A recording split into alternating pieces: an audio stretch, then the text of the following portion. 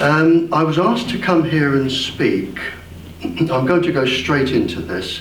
I was asked to come here and speak for a lady who is electrosensitive. And even today, a lot of GPs do not believe in electrosensitivity.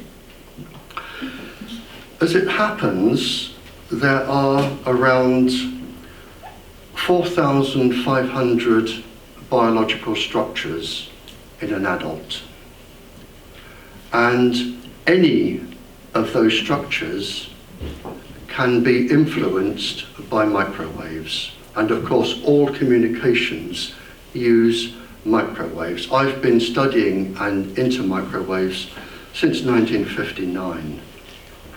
All biological structures can be influenced by microwaves, and I know we have some very academic people here, Dr. Cox for a start, and there are other people that I've met abroad and spoken to abroad.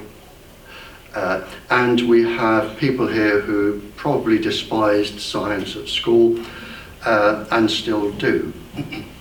So what I will do, and we have a young lady and some other young persons, but what I will do, I will give two explanations, one for the scientists and one for anybody who doesn't understand what I say first time round. There are 4,500 different structures in an adult that can be influenced by microwaves. For the scientists, I'm talking about electrically induced phase transition, rectification, resonance, particularly cyclotronic, sodium, chlorine, calcium, potassium, and resonance with circadian resonance in the body. Well, at least we've got some music. Circadian resonance in the body, and ladies have a different circadian resonant frequencies, or have different circadian resonant frequencies than gentlemen. So what could be happening is you could be sitting down with a buzzing in your ears, or itchy skin, or something aching, or feeling really bad, or hearing something, and you could say to your partner, "This is really annoying me," and they would be saying, "Well, there's nothing going on here, go and see a doctor." And this does happen, and it can happen. Ladies can detect different things than gentlemen, and that is known and it is published. What I've been talking about is the microwaves interfere with the natural vibrations within your body. In your body, everything vibrates. Your cells vibrate, your bones vibrate, your organs vibrate. Everything vibrates, and in fact, everything in your body, there's like a molecular chatter that goes on. Your body communicates with itself all of the time. Your brain has its own wave frequencies. They communicate with other parts of the body. If I touch your toe, you know it in your brain. So your whole body talks to each other all of the time. And what microwaves can do, and do, is they can go into your body. They will pick up a particular frequency. They will resonate it. In other words, they will make it move at a rate it doesn't want to move. That can affect the organ. And I will come to more about that further on. Electrosensitivity, which is denied by the government scientists, was actually first diagnosed and recognized in 1932. And it has been known about ever since. They have always known, governments have known since 1932, that anybody exposed to microwaves can suffer electrosensitivity or suffer microwave sickness. To date, with the lawsuits and everything now from the communications industry, We have, to my knowledge, there are something now like 20,000 research papers linking all sorts of ill effects, including cancer, brain damage, just about anything you can imagine, whether there are 4,500 of them, with microwaves. Some 20,000 research papers. There are, to my knowledge, now around 10 High Court cases, High Court judgments, linking these microwaves with cancers. There are 19 other judicial judgments that were not High Court. Mayors, magistrates, leaders of other countries in their court systems. There are another 29 cases which have just been granted permission to go to the High Court for tumours from microwaves. The New York Stock Exchange has a list of all class actions against the communications industry. A class action, if you're not sure, is if you have a whole school or a whole factory where somebody has been made ill, people will club together to pay for the legal team to go to court. That is a class action.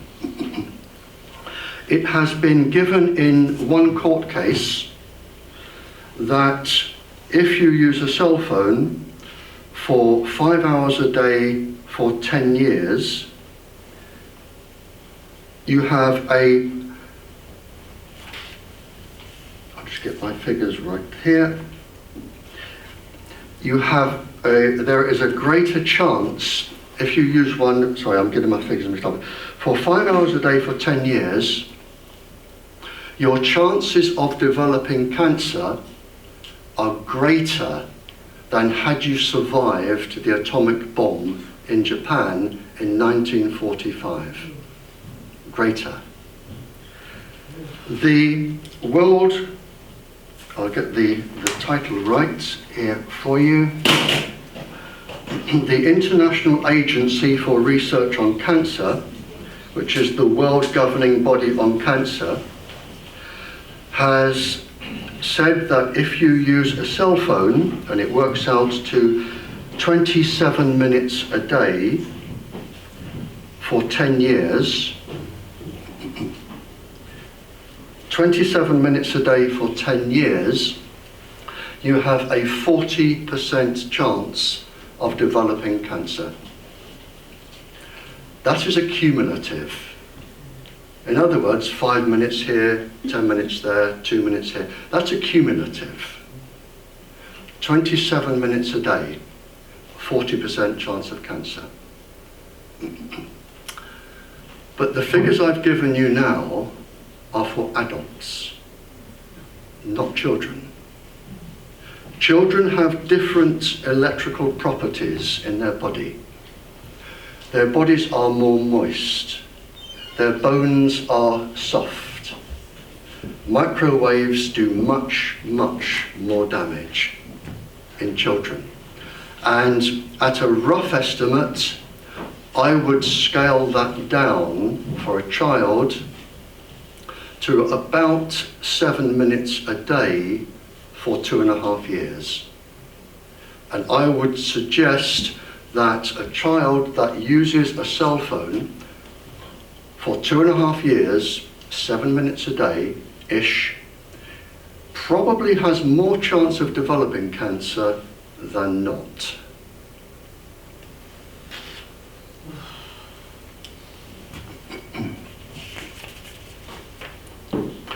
To cover their backs, in 2009, most people don't know this, in the United States, you cannot now sue the industry if you get cancer if you bought a cell phone or a tablet or whatever from 1996. You cannot now take them to court.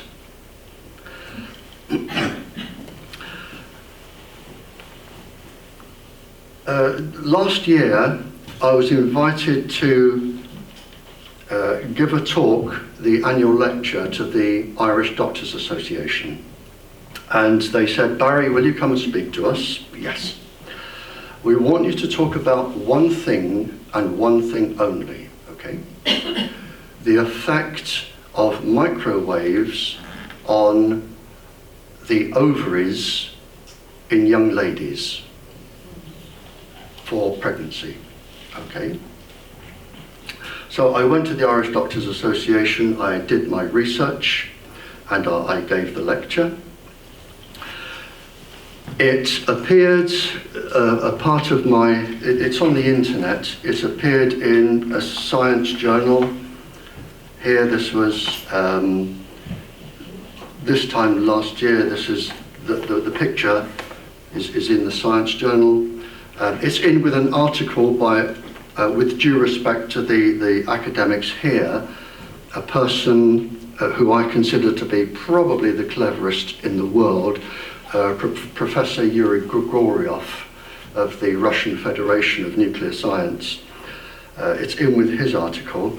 If you download it on the internet, or the lady who organised this has my paper, it comes up much better and much bigger and is in colour. I wrote my paper to be understood by an 11-year-old child, so everybody can read it. And of course this is still, in terms electrosensitivity, because if you have something in your body which is affected by microwaves, then you are sensitive to them. Even cancer can be described as electrosensitivity, a very serious type, but nevertheless, it is electrosensitivity. And we have the industry saying their product can cause cancer. The judiciary are saying it. The governments are saying it. Everybody is saying it. So how we can say microwaves do not cause any form of sensitivity or do not cause harm is deceit. As simple as that.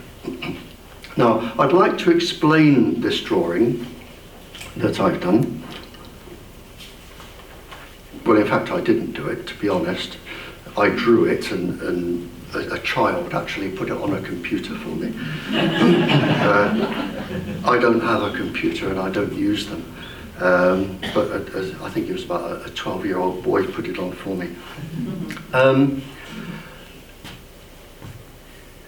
If you are carrying eggs, in other words, if you are a lady who is from the age of 0 to whenever you don't carry eggs anymore,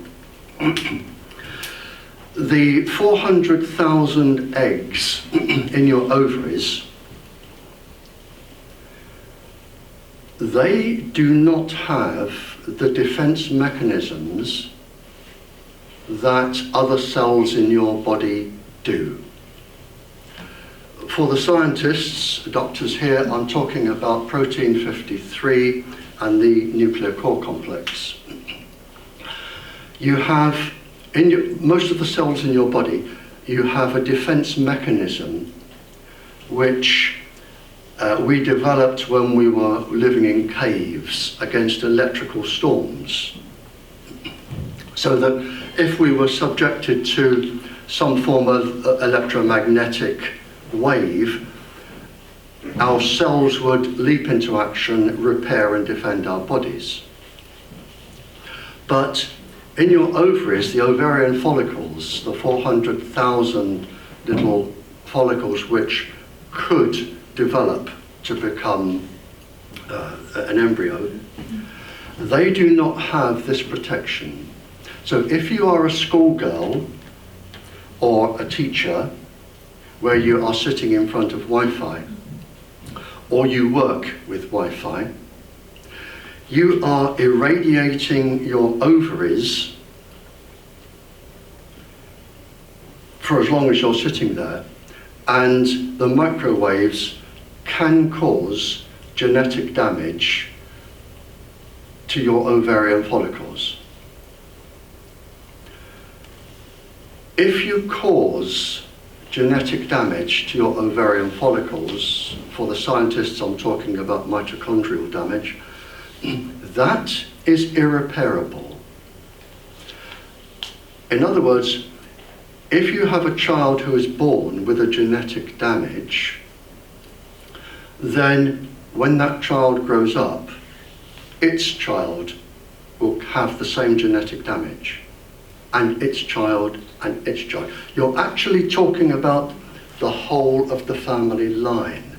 It is totally irreparable. Now, if you become pregnant, and I know there's a pregnant lady here, and I do not want to scare people. If you become pregnant, let's assume that you are all 18 years old, and you have all just become pregnant. And let's assume that you are all giving birth to a little girl. In the first 100 days in the development of the embryo of your little girl, in the first 100 days, all of those eggs are being formed, and by the end of 100 days, between 100 and 120, all of the eggs, all of the 400,000 eggs are there. The one thing they do not have in any form is protection from microwaves. They have no protection whatsoever.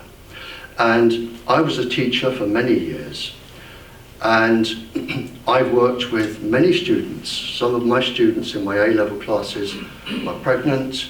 I've worked with many teachers who've been pregnant.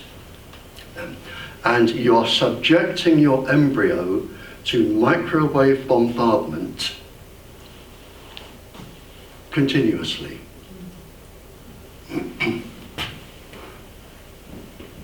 And it is something that I think schools, hotels, colleges, they really need to be educated in this area.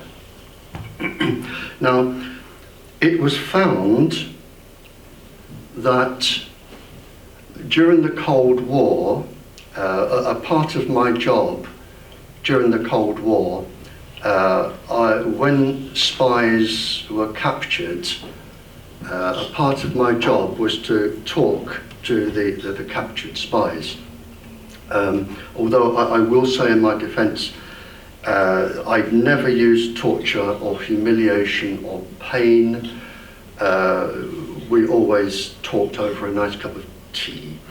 And if they complained of anything, it would be that the tea wasn't to their liking. But I spent 11 years talking to captured spies, and one of the things I spoke to them about was microwaves during the Cold War, and including today, were used as weapons.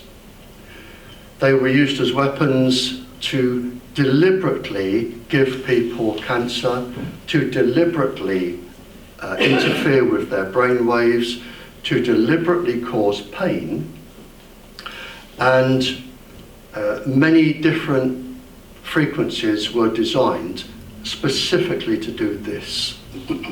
And it was found that a very low level of microwave irradiation, I'm talking about 5 microwatts per centimeter squared for the scientists, a very low level of radiation, when ordinary ladies were exposed, had miscarriages roughly around the 7th week of pregnancy. Now, that's with 5 microwatts. If you go into any classroom or any school, it is greater than that.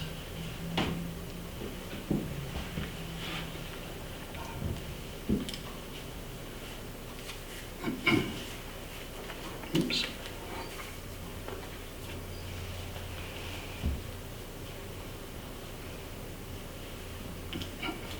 So, as I've said, if you go into any classroom, it is greater than that. And the thing that we need to remember is, with no disrespect, schoolgirls are not women. They do not have the defense mechanisms.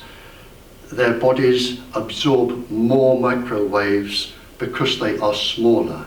Radiation is a funny beast.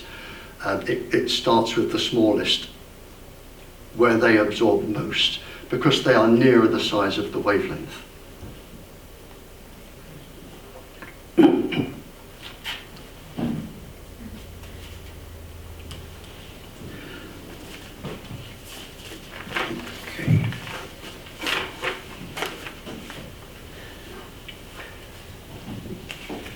In two recent cases, I like to keep updated here. Two recent published papers. A case has been won by a doctor who suffered severe injury from using Wi-Fi and took the industry to court. And some people would be familiar with this, but the Supreme Court in Israel, who have latched onto this, I was asked to send a copy of this paper during the court case, along with lots of other scientists sending other papers. And the Israelis have now banned Wi-Fi from schools, or severely limited it as the children get older. And if nobody is in the room, it is turned off. And lots of things are said about the Israelis, but there's one thing you can't say about them, is that they're stupid. They know what they're doing. And I'm going to be very careful here what I say, because I've been asked not to mention places for legal issues, but I'm currently working with 9 countries where Wi-Fi is going before the Supreme Courts or governments for the same restrictions. And one of them is just in a couple of weeks, and one I've heard has already decided to take this path. But legally it isn't announced, and I can't announce it here. But people are taking this quite seriously. More recent papers.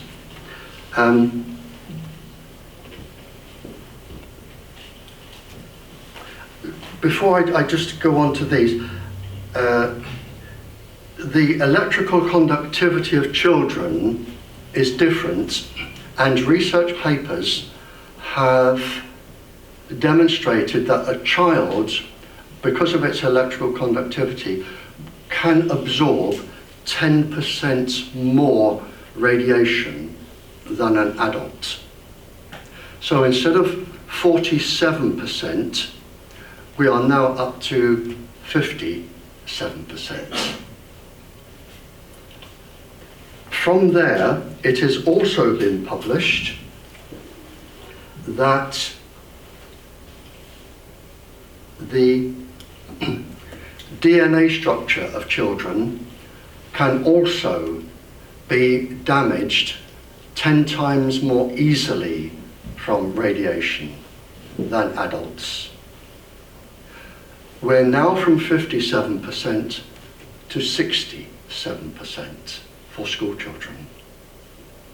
Now, these figures are, some of them, although they are peer-reviewed and published, I did give a talk last year for Dr. Cox, who's here at Brighton University during their guest week, and one of the doctors or professors sitting at the front, he said that his research on other mammalian species, farm animals, they had around a 60% miscarriage, stillbirth, or genetically damaged birth.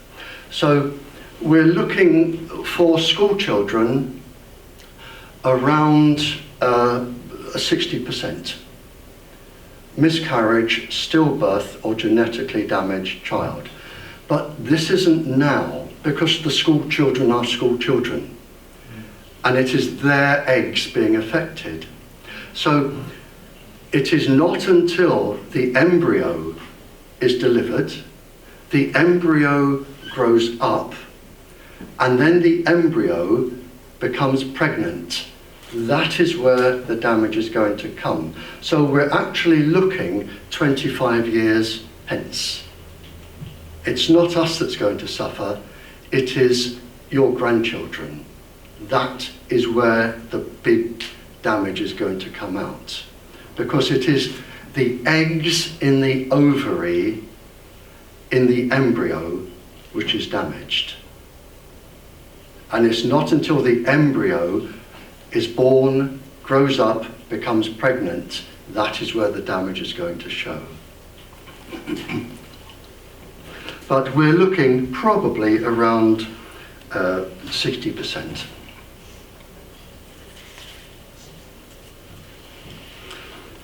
A few more papers here. Again, a published paper here. Preterm births, pregnant mothers using mobiles and computers damage. So it's starting to come out, and a man who I consider is absolutely brilliant, Dr. Dietrich Klinghardt, I gave a talk for him in Germany, but he is world renowned wherever I go in the world. He is renowned for his knowledge and research. And it is quite scary about his research, where he can test the ambient, the surrounding electromagnetic field around a pregnant lady and determine whether or not the child will suffer ADHD or another neurological damage. And there are now a few papers on that. But when you think of the intricacies of what is going on in the development of the child's brain, it isn't surprising.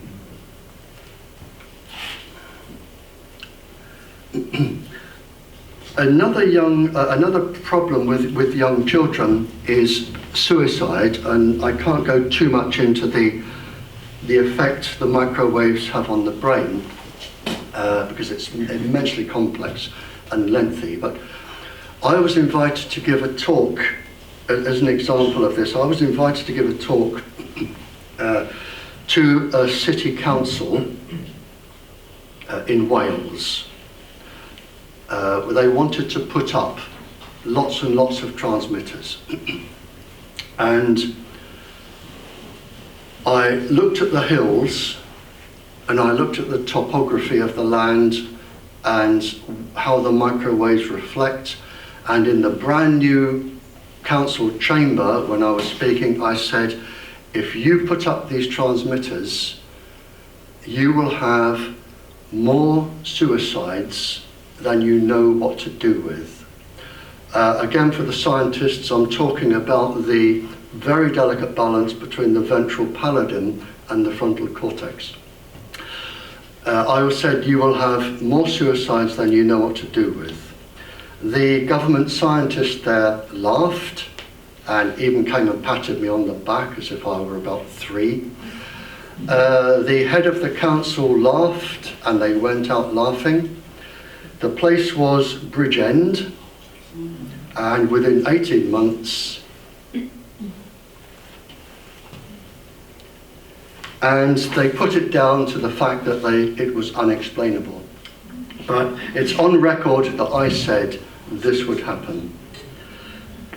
The military have declared, during the Cold War, the most lethal microwave to aim at somebody for the maximum damage, and this is the military paper, is 2450 megahertz, which in common terms is Wi-Fi.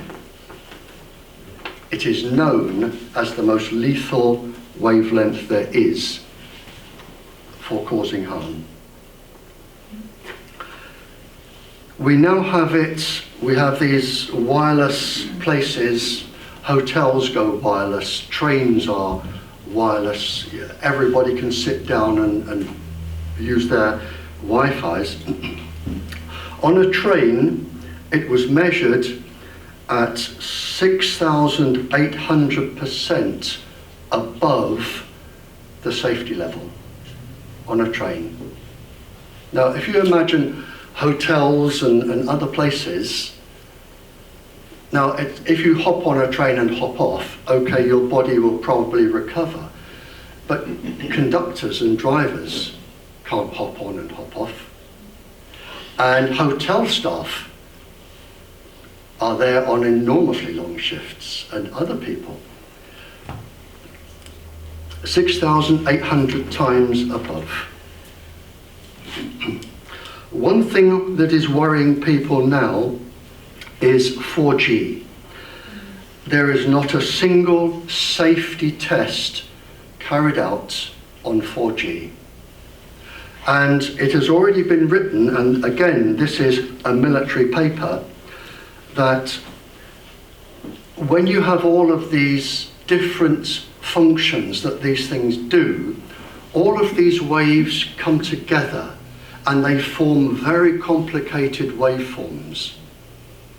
And they do not know, and they have said in military papers, we do not know what these complicated waveforms are going to do inside the body. It is impossible to say. The mathematics in looking at this is horrific. So you have this 4G, nobody knows if it's safe, there are no safety levels, and we are giving them to children.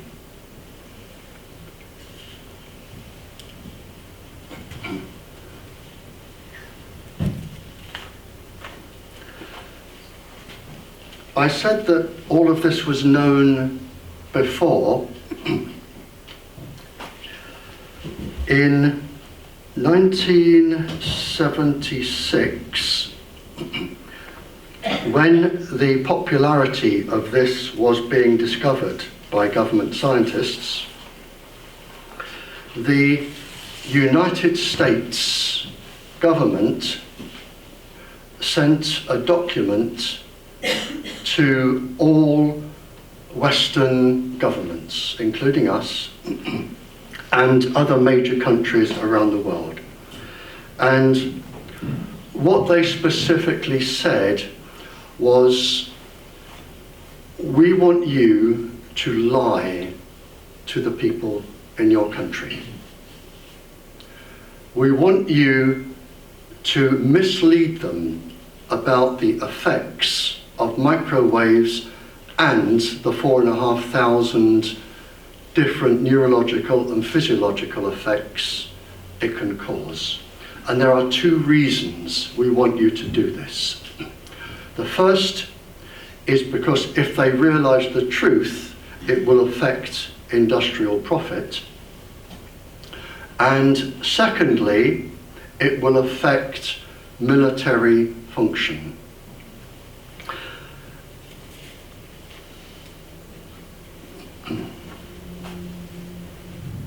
Now, I have the documents here.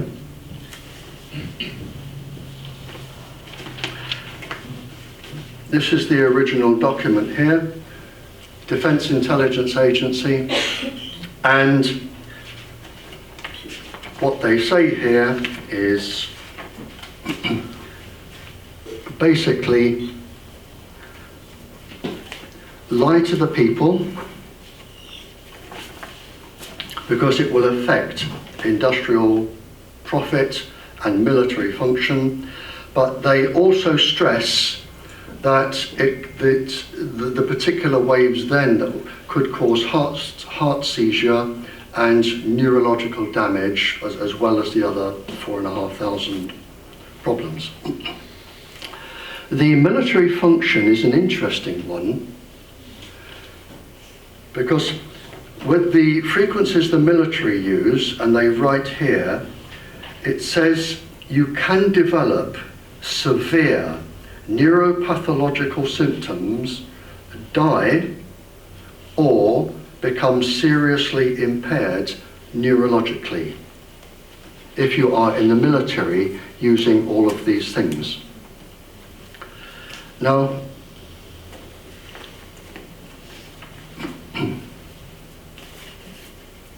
sorry, excuse me a second, I'm just losing my pages.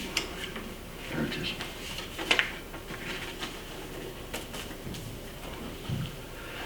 The military one is interesting.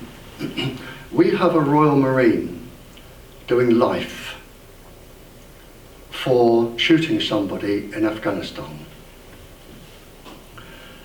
He may be not responsible for his actions.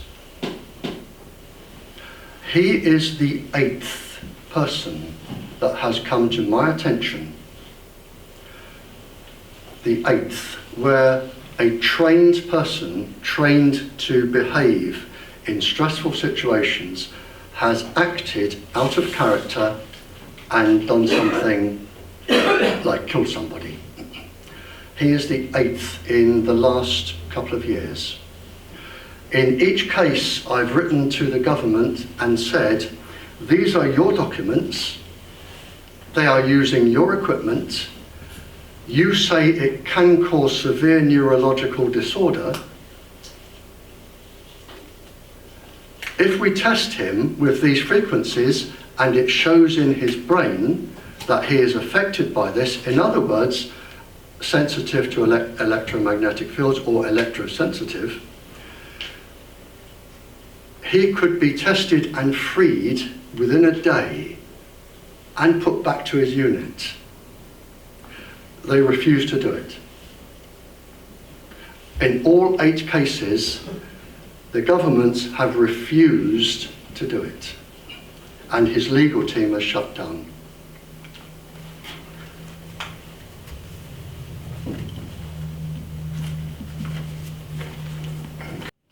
In 1973, the World Health Organization listed all of these 4,500 illnesses. They decided to follow the Americans' advice and not tell the rest of the world. And the document, which I have here, was classed as top secret and remains top secret to this day. So we have the governments and the World Health Organization keeping everything secret for 2 reasons. One is the military cannot sue when they suffer brain damage, and you cannot sue because you don't have the information to do it with.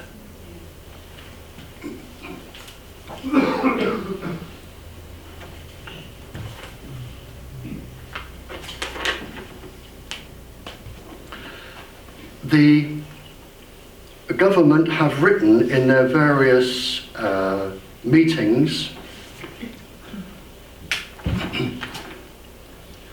one of the scientists, in terms of microwaves, the ones that you use if you have a cell phone, they have said we can alter the behavior of cells, that's all of the cells in the body, and cause a 6 times higher fetal mortality and birth defects.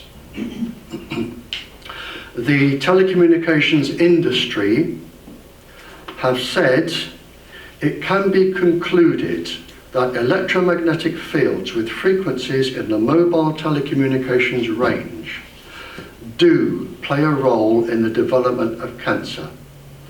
They also go on to talk about damaging DNA and the risk to healthy embryonic, fetal and children's growth.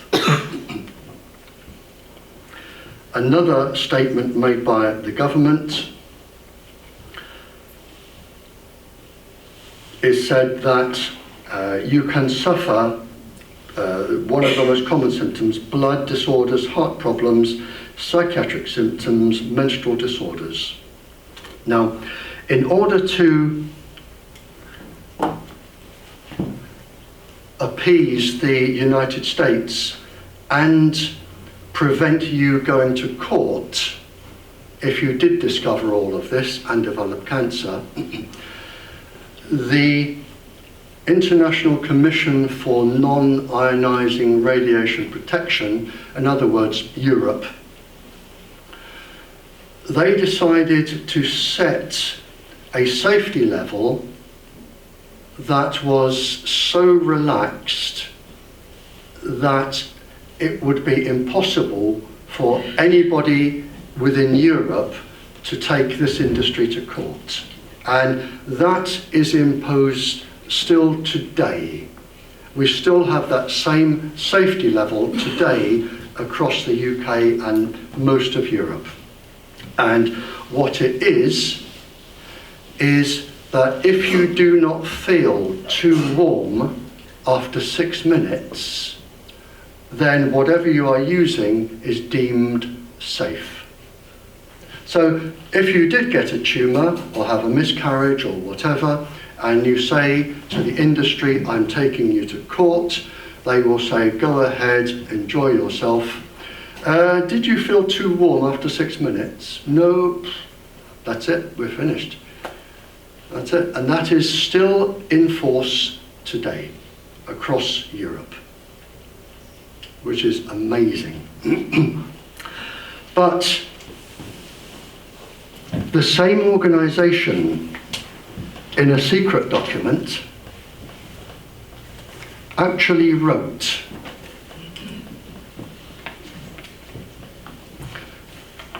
and for those who haven't read it, this is on page 546. I mean, if you did get the document, you'd never get this far. I mean, I only got this far because I've read one page a night for about 3 years. But I'm glad I did, because I got to the end, and it says, children, the elderly, chronically ill, may have a lower tolerance for these particular wavelengths than the rest of the population. There are certain sensitive individuals. In other words, electrosensitivity. So the lady here that asked me to come and speak on electrosensitivity, if your doctor says it doesn't exist, yes it does. It is written down. These are the notes that our government goes by. We sit, our government scientists sit on this panel. They wrote this. Sensitive. The actual word is there. But there is also something quite interesting as well on the next page, on the last page. It says, and this is applicable to school principals, managers of hotels, and people who have Wi-Fi installed. What they say, they are really clearing their yardarm here. What they say is, if you install Wi-Fi or any other microwave system, it is your responsibility. In other words, if you are now the head teacher of a school and you say, I'm having Wi-Fi and tablets for all my children, great. Sign here, zonk, in they come, zonk. That's it, finished. What they do not tell you in this document is that you have taken, as the principal, you have taken legal responsibility for any illness of any member of staff, any students, any child to be born. You have taken responsibility for all of their illnesses by signing the contract and having it in your school. And I know of 2 cases, one where 18 families are suing for ill health, and one where a single person is being sued for £5.2 million. Now, that's the good news. The bad news, if you are a principal, is that there is no insurance. Insurance companies pulled out about 12 years ago on the advice of Lloyd's. And if you don't believe me, go to your head teacher, principal, hotel, and say, would you show me your insurance policy that says, if I have a child here and the child is sick, they will cover the electromagnetic damage caused to my child. You will get a lot of waffle, even a bit of aggression, but you won't see the policy because it doesn't exist. This is why they start getting scared. Generally, when we have these cases, and governments are included,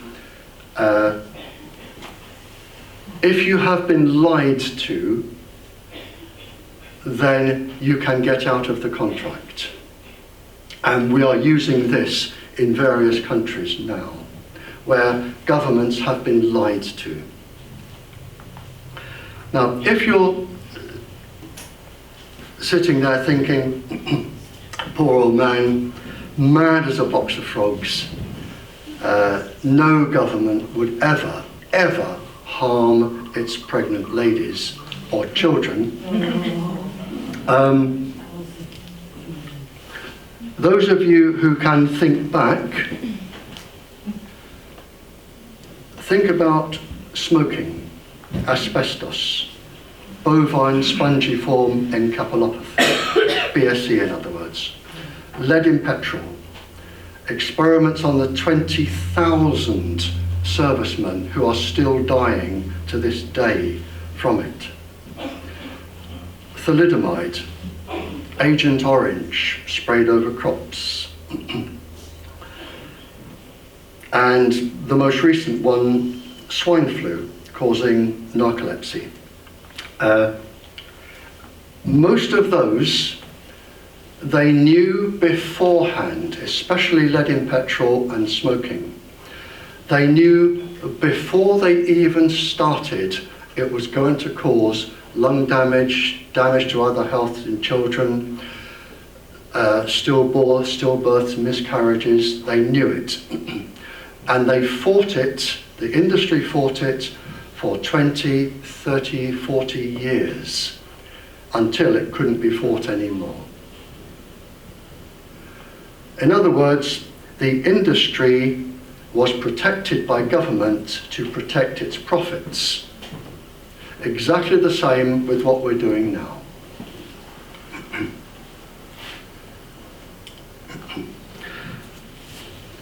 And for those interested, I don't like to read this, but I do, because it shows our government and other governments, particularly us, the American government and the Canadian,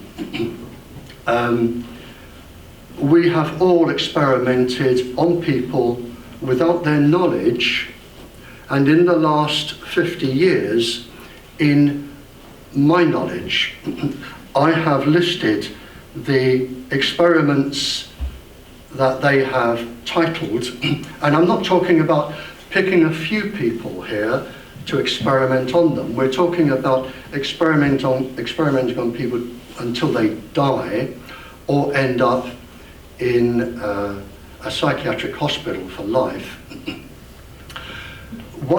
Just one of these experiments, and I have listed 12 here, one of these involved 500,000 people for 30 years. The groups of people, to give you an idea of what government scientists do behind our backs, are students, servicemen, psychiatric patients, the poor, children over the age of 4, pregnant women, Muslims, Catholics, prisoners, the handicapped, deaf, blind, homosexuals, single women, the elderly, school children, and people they call marginal groups and dissidents. They are all, or have been, experimented upon without their knowledge in the last 50 years. Recent examples, the Catholics in Northern Ireland, the women at Greenham Common were microwaved to give them cancer.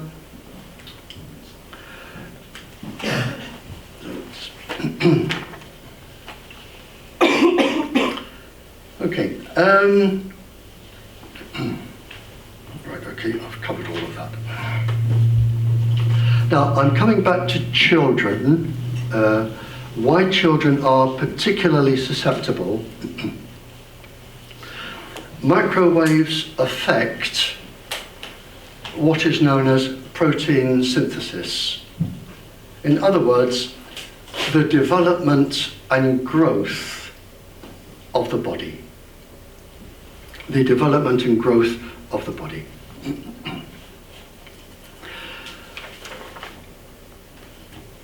Really important for the development and growth of the body in terms of children, structures that we know are specifically affected.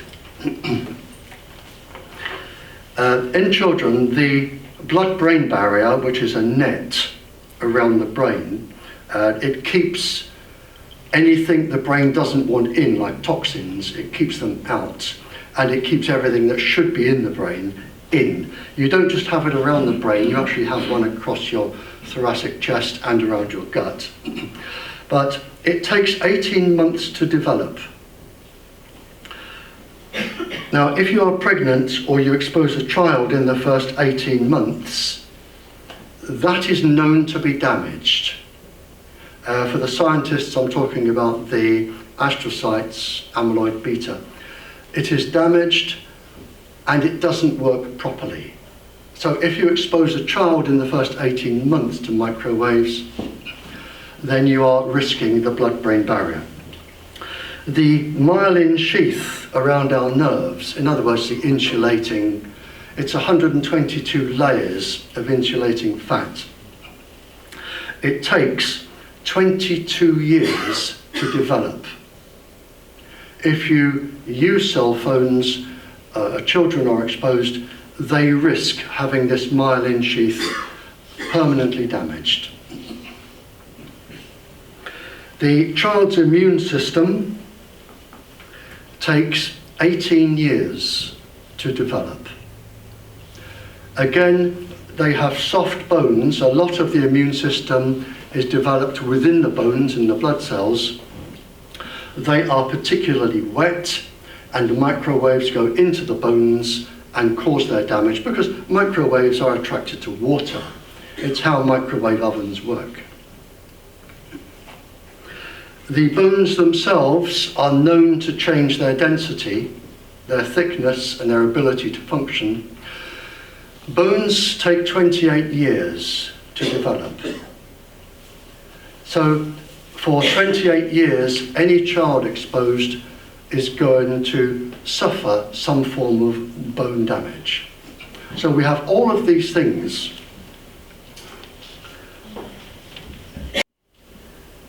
The paper which I wrote, I called it Wi-Fi thalidomide in the making. The lady that organised this, I know she's taken it from the internet, and she can probably give you the website if you want a copy that it's on. Most of what I've said, when you come to the end of a research paper, as the professors here know, you have references in the back. In other words, all of the research you've used to do your research paper as well as your own. Now, I'm saying this because number 12, in the back of this paper, number 12, reference number 12, if you think of the 12 days of Christmas, you'll think of the number. If you are trying to fight a case, I was the guest of a royal family, and the King had an Oxbridge law degree, and he said, Barry, when you come and talk to us, I want to take everything you say down, and I want to print it off and take it to court and fight my case for my country. Now, when I was giving a talk in Toronto, Trent University in Toronto, for Magda Havers, a professor, she said, can we have that on our website, your legal talk? And everybody agreed, and reference number 12 is my text, that it is copyright free, just delete the paragraphs you don't want, but it is all there and it is referenced. And you can just download it, add a bit to the top, put a few bits in and hand it in. It has, to my knowledge, won in 2 international cases. The reason I'm saying this is that a few years ago, a SNAP survey was done across France and Spain. And they were looking at low-level transmitters in schools. And they found 200 schools at that point in time where you had leukemia clusters with children and staff. There were 8 different types of cancers in the staff, leukemia clusters with the children, many of them 11 children at a time under the age of 11, 200 schools. And that is referenced in my paper, and it's reference number 12. Now, a charity that I think nobody could say is stupid or would say anything wrong, UNICEF, they decided to carry out their own research on behalf of the children of the world. They picked, with due respect to the doctors and professors here, Dr. Koch and everybody, they picked the person I believe to be certainly one of the most cleverest in the world, Yuri Grigoriev, the chair of the Russian Federation. He helped them.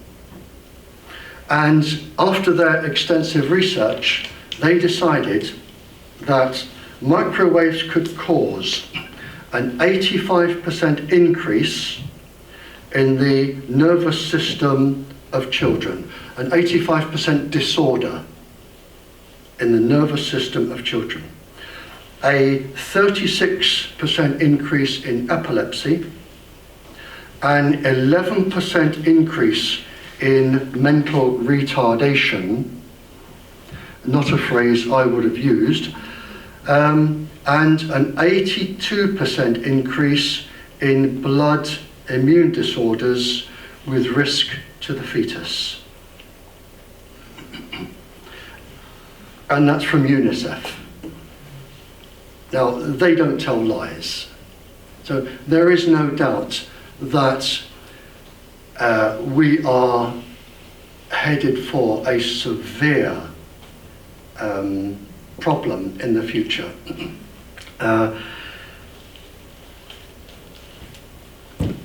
I was on the telephone on Australia, Radio Australia, just 2 days ago, who are really worried about this now. I'm working with the minister out there, because as other countries have found out that if you lose 60% of your children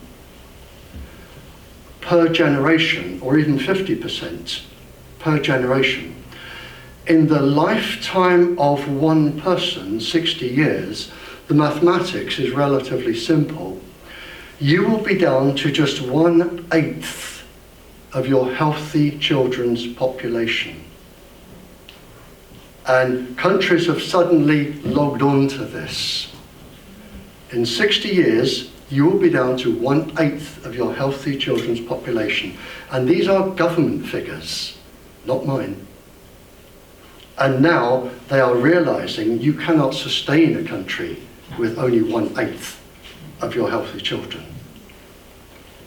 Now, again, if you're thinking, well, I've come here to scare people and make things up, and I'm earning lots and lots of money out of this, which is why I'm doing it.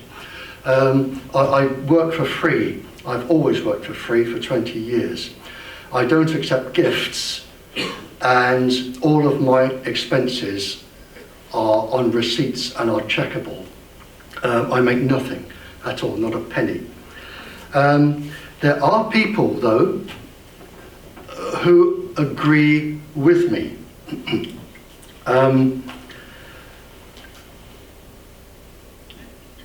The Council of Europe, our Parliament, have said ban all mobiles, DECT phones, Wi-Fi, WLAN systems from classrooms and schools. Ban. That, for legal reasons, had to be changed to a wired system is preferred. Because the industry threatened to come, take them to court. The Russian Committee for Radiation have said use wired networks and not networks using wireless systems, including Wi-Fi in schools. The Executive Committee of the Academy for Environmental Medicine, world-renowned committee, do not add to the burden of public health by installing wireless systems in schools.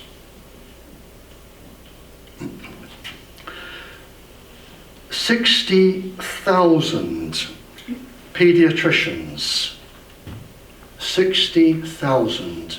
It must be the cleverest group of people in the world who know more about children than anybody else. 60,000 have said, get Wi-Fi away from children.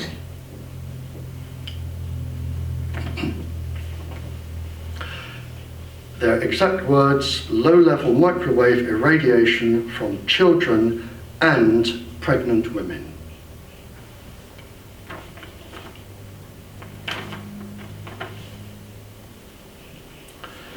In 10 years ago it was, which has now been renewed, 40,000 of the world's leading scientists, known as the Freiberger Appeal, it's been renewed last year. 40,000 hospital consultants, leading world scientists, have signed to say, get this away from children and pregnant women. So in just those two groups, we have 100,000 people. Just those two groups, 100,000 people.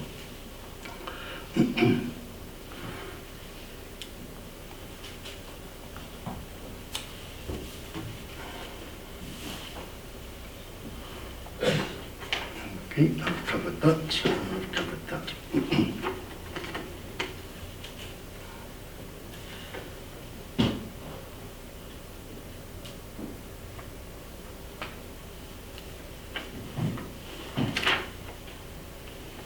Excuse me just 2 seconds. That's right.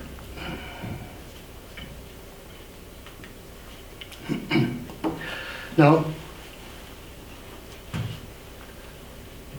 if you do try and do something on behalf of your children, or I'm going to issue a word of warning. If you try and take on the industries, the government, be very careful. Preferably leave it to people like me doing this. When this new government came in about 4 years ago, 4.5 years ago, I saw my MP. I think I was the very first person at the very first surgery to see my MP. And I said, very simply, I need to see the Prime Minister. I've met lots of Prime Ministers, I've met lots of royals all over the world. I said, I need to see the Prime Minister. I need to avoid what is going to be another thalidomide. In fact, I had three things. One, when I was questioning spies in the Cold War, the other thing I wanted to see was this list of paedophiles, the MPs, paedophiles that has accidentally gone missing. I wrote it. I was looking for paedophiles because, just diverting for a second, if I could find them, so could the KGB, and if the KGB could find them, they could be turned and made spies. I wrote the list, and one of the things I wanted to talk to the Prime Minister about was this list of paedophiles that has not yet gone to court. And there was another issue. And I saw my MP and I gave him the documents. Within, I think, 2 days, I had a letter back saying the Prime Minister is too busy to discuss this. And in 4 years, I have been trying relentlessly, and my MP refuses to see me, and he still refuses to see me. I cannot get a meeting with the Prime Minister. Two of my universities have banned me from talking to them because they say my work is too political, which is a shame, because not all universities, but my two, once you have universities under government control, you also control the research and what it says. It's quite a dangerous state of affairs. So people like me, I am virtually boxed in. I can't go anywhere, I can't talk to anybody. I'm getting around it, but a lot of people, you face victimization, your jobs can be threatened, your mortgage can be threatened. So if you do take these people on, be very careful, because you're taking on the government, the industry, the most powerful industry, the secret services. You're taking on everybody, and it can get very unpleasant. So if you're not sure, if you want to keep your job and your family, leave it to people like me. Please. Now, in all of the countries I've been going in, if anybody says you're talking a load of rubbish, I have had one question. And when I go to countries, I'm invariably on the news, documentaries, more than once, usually, or live on the radio, and I said it on Australia radio 2 days ago. I have one question for anyone that says, this is a load of rubbish. Forget the 100,000 paediatricians and obstetricians and all those. I have one question. What is the safe level of microwave irradiation for the first 100 days in the development of the embryo? Simple, straightforward question. If you are pregnant, what can you be exposed to in the first 100 days? And to date, in 20 years I've been doing this, to date, not a single person, government, industry, nobody, not a single person will face me live on the radio, on television, and give me a safe level. And the reason they won't do it, of course, is that there isn't one. There is no safe level, and they won't do it.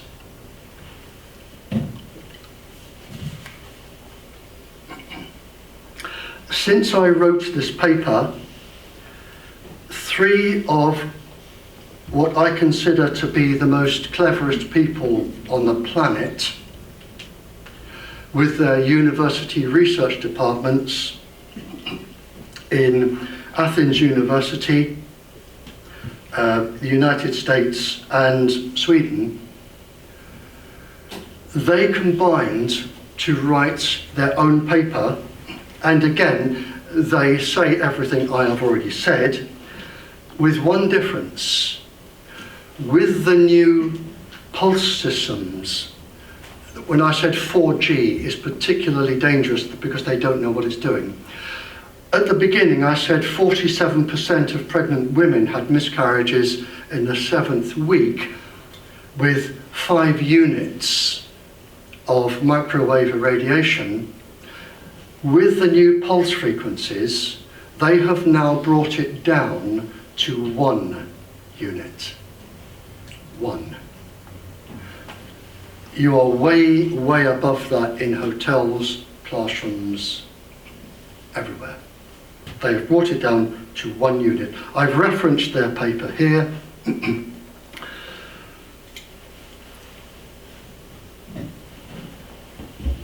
The pulse frequencies, I won't go into it in too much detail, but as well as microwaves, you have pulses. And the pulses go into your brain and they interfere with the natural brain frequencies that you have. And it is known that a child who uses a cell phone for 2 minutes, the pulse frequency in their brain will not return to normal for at least 2 hours. And in those 2 hours, their behaviour will be changed one way or the other. Now, to give you, I may overrun by 10 minutes, is that all right? To give you an example, for the scientists, I'm talking about, I'll just name 5 of the chemicals and how they're affected. If I look at anandamide, enkephalin, orexin, the very delicate balance between the ventral pallidum, frontal cortex, and amygdala. Now, those parts of the brain, they require a current, an electric current of 2 milliamps to produce chemicals. And these chemicals give the same effect in the brain as morphine, marijuana, hunger, severe hunger, starvation type hunger, suicidal hopelessness, and severe aggression. There are 46 papers on breast cancer. One particular queen, or in fact she was a princess, to be queen, and I'm not saying this because I'm showing off because I've spoken to royalty, I'm saying this because she was furious, and she was taking her anger out on me, which is not unusual. She was taking her anger out on me because she was powerless to fight the industry and the person in the government that signed the document, and she knew that her country was going to be swept with breast cancers, and she was worried for herself and her children. And I mention that because if a queen is having trouble fighting the industry, then everybody else has, and so does the king that I was talking to. The industry, they lock down these legal arguments and legal documents that you sign, whereby if you switch them off and take them away, you still have to compensate the industry for everything they would have earned.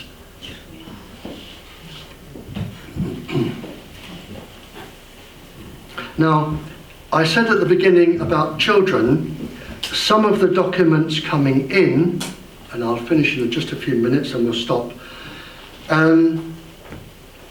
from some of the countries, a 3,000% brain tumour increase in China average 2.5 hours a day. Children. Pediatric cancers are up 21%, 40% in the European Union, 21% in Australia. There is a 400% risk extra of children using cell phones for developing a tumour. In a 4-country study, the average time a child developed a tumour was 2.8 years. We have reached a point now, according to one document, that more children and young adults are dying of brain tumour than anything else. The average American teenager now sends 3,000 texts a month. The Pediatric Medical Journal, in a 53,000 case study, have put down neurological damage from cell phones to children. And it goes on and on and on. So we know where we're going. We know that children using a cell phone are at specific risk. Just a little word about the environment. It isn't just children, it is all life. What people don't realise is that the carbon dioxide that goes into the air mixes with moisture. And as any scientist will know, it forms carbonic acid, and the carbonic acid comes down and goes into the oceans. Okay? The oceans are acidifying, becoming more acid because of the carbonic acid. What people don't realise, there are little creatures in the oceans called coccolithophores. Okay?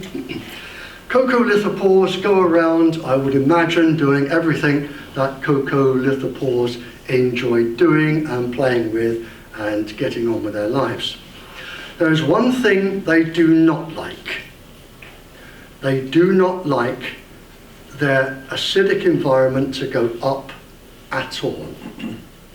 And they are now at the point, and this is published in Scientific American, they are published at the point, they are at the point where they can no longer survive. Okay? So now coccolithophores cannot play. But they produce a chemical called dimethyl sulfide. And dimethyl sulfide is the only substance we know that can be used for cloud formation. Now, if we kill the coccolithophores, we kill the clouds. It's as simple as that. The other phytoplankton in the oceans also produce around 50% of the world's oxygen. So by chucking all of this carbon dioxide into the atmosphere, we are actually risking every living thing on planet. And this is published. Nobody takes any notice of it, but it is published. And I would like to finish with just one last thing, please, and then we'll stop for a short break and I'll take any questions. And I find this particularly upsetting because I have a daughter and a son, and when they were growing up as teenagers, whatever they got up to, I certainly wouldn't be told, and they kept all their information secret. Girls talk to girls, boys talk to boys, boyfriends and girlfriends talk to each other, but certainly mum and dad don't know, and I'm really glad I didn't know what they got up to. Now, it is estimated that 2/3, unpublished, in the last couple of years, 2/3 of everything that has gone onto the internet, and for the doctor here, I think it's called Operation Heartbleed, 2/3 of the information on the internet, your passwords, your bank account numbers, everything, 2/3 has been hacked. 2/3. The FBI have said our greatest friend is Facebook. Published here, a computer person has said that we know that information that you put in is sold. I find this particularly not nice. This person has a program that if a lady, and please forgive me if I'm not being too delicate here, if a lady is in a particular part of a 28-day cycle and she is on the internet for certain pharmaceutical products, they are monitoring and lifting all of this worldwide. They are selling the information to firms that can then advertise what you want. Now, you may think that's a really good job because I could do with firms coming to me saying I can cure this. But you may not like people knowing your 28-day cycle. They also know lots of other medical details, lots of other details that you put into the computer. And I like to give one final warning for children. And I know there are children here. Please be careful what you put onto the computer. You must assume that everybody looking at your computer from around the world, hacking into it, is lifting your stuff off. Don't put anything on your computer that you would not put on the front pages of your Sunday newspaper. For an example, if you are, let's say, 15 and you are having sexual relations with somebody who is 16, and it is illegal sexual relations because you need to be 16, or you went to a party and you smoked cannabis once only, years down the line, when you fill in your job application form for a teacher, a lawyer, whatever, are you going to write on it, I had underage sex against the law, I smoked cannabis? Probably not. But people can come back and they can say, this is your job application, and I worked with spies for 11 years. I know how they work. This is your job application. This is what you say you have done. Now, this isn't here. Would you like me to tell your employer, or would you like to just do a little job for us? That is going to happen.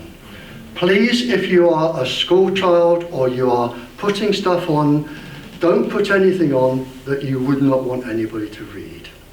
Right, I've blabbed enough. I will take criticisms and questions.